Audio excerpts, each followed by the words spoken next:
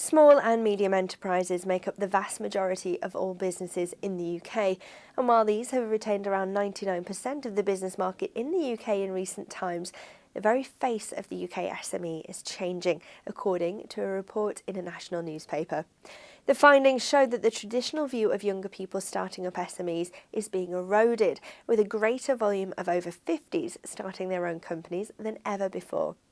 Those aged between 25 and 40 are typically the ones who have looked to make a go of it on their own in the business world, with many being university graduates who cannot find themselves suitable employment in the current market. However, this has changed, according to the report, with a new trend now becoming even more prominent. Over 50s who realise that their pension savings may not stretch far enough, as well as being aware that they are healthier and more able than their parents' generation, are deciding to take on their own business. It is a trend that has grown year on year since the financial crisis hit the UK, with the number of older entrepreneurs now higher than it has ever been. In 2009, the report states, some 1.5 million older people were classed as self-employed.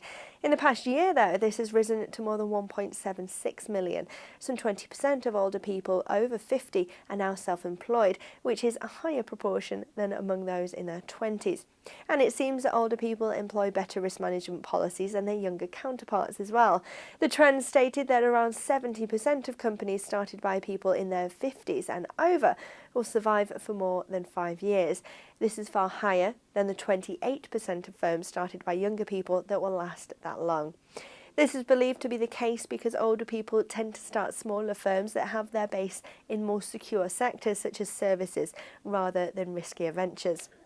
The appetite for these sorts of businesses in the UK in recent times has meant that there are now more and more courses popping up around the country for older people to learn the ins and outs of business. This story was brought to you by QBE, the business insurance specialist.